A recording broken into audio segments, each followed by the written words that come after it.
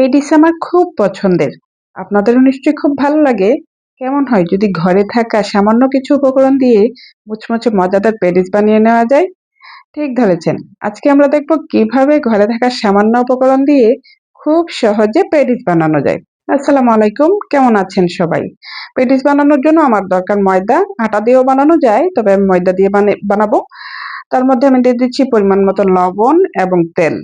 তারপর সেগুলোকে ভালো করে মাখিয়ে এখানে আমি অল্প অল্প করে গরম পানি ঢেলে তারপর রুটি বানানোর জন্য একটি ডো তৈরি করে নেব।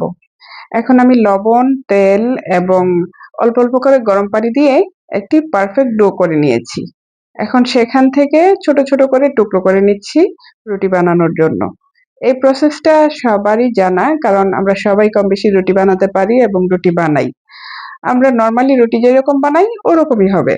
তারপর এগুলোকে একপাশে রেখে এখন আমি নিয়ে নিচ্ছি ছোট্ট একটি বাটিতে ১ টেবিল চামচ কর্নফ্লাওয়ার এবং সেখানে তেল মিশিয়ে তেল এবং কর্নফ্লাওয়ারের একটি পেস্ট তৈরি করে নেব।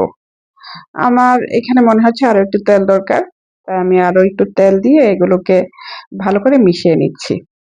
তারপর এই মিশ্রণটা একপাশে রেখে এখন আমি চলে যাব রুটি বানাতে। আমি অল্প অল্প করে যে টুকরোগুলো করেছিলাম সেগুলো থেকে নিয়ে রুটি বানানোর চেষ্টা করছি। বরাবরই রুটি বানানোতে আমি একটু কাঁচা, রুটিগুলো কিছুতেই গোল হতে চায় না।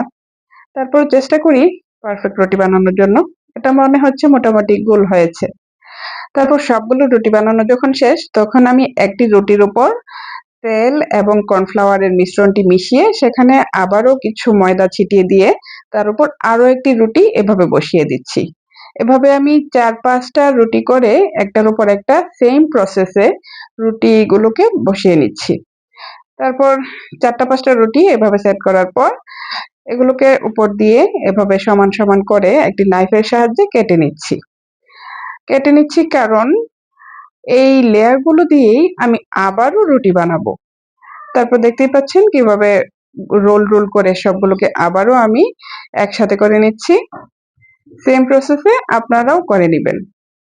তারপর সবগুলোকে আমার এই কাজটা করতে খুব ভালো লাগছিল। খুব সুন্দরভাবে রাউন্ড রাউন্ড হয়ে রুটিগুলো উঠে আসছিল।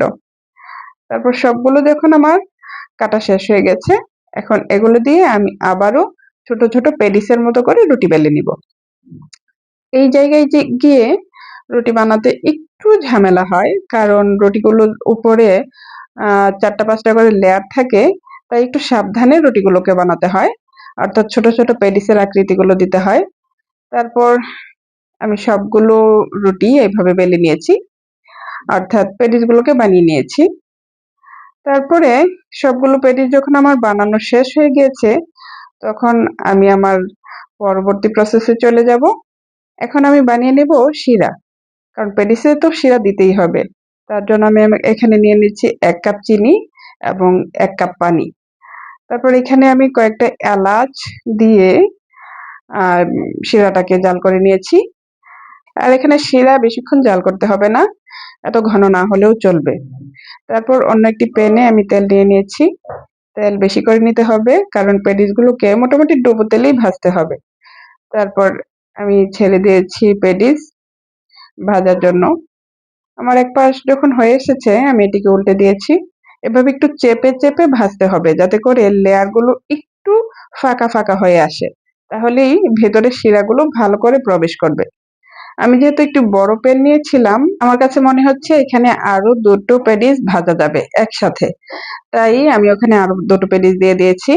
তারপর আমার প্রথম পেটিসটি যখন ভাজা হয়ে গেছে এখন এটিকে আমি শিরায় চুবিয়ে নিচ্ছি। শিরায় দেওয়ার সাথে সাথেই এটার ভেতরে যা রস প্রবেশ করেছে না, একদম ভারী হয়ে গিয়েছিল। তারপর আমি বাকি পেটিসগুলোকেও আস্তে আস্তে ভেজে নিচ্ছি। এগুলোকে ভেজে আমি সবগুলোকেই শিরায় সেম প্রসেসে চুবিয়ে নিয়েছি। তারপর আমার সবগুলো পেটিস ভাজা হয়ে গেছে। দেখতেই পাচ্ছেন দেখতে কতটা লোভনীয় লাগছে, আর পেটিসগুলোতে রসে একদম টইটম্বুর ছিল।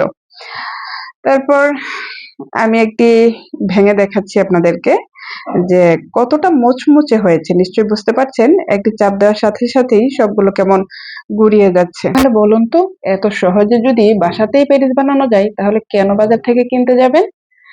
তো কেমন লাগলো আমার আজকের রেসিপি অবশ্যই জানাবেন, আর বাসায় অবশ্যই ট্রাই করতে ভুলবেন না কিন্তু। মচমচে মজাদার পেডিস নিজেরা খাবেন, বাচ্চাদেরকে খাওয়াবেন, সবাই খুব পছন্দ করবে। আজকের রেসিপিটি যদি আপনাদের ভালো লাগে থাকে তাহলে অবশ্যই লাইক, কমেন্ট এবং শেয়ার করবেন। তাহলে আজকে এই পর্যন্তই, দেখা হবে অন্য কোনো ভিডিওতে। সেই পর্যন্ত ভালো থাকবেন সবাই। আল্লাহ হাফেজ।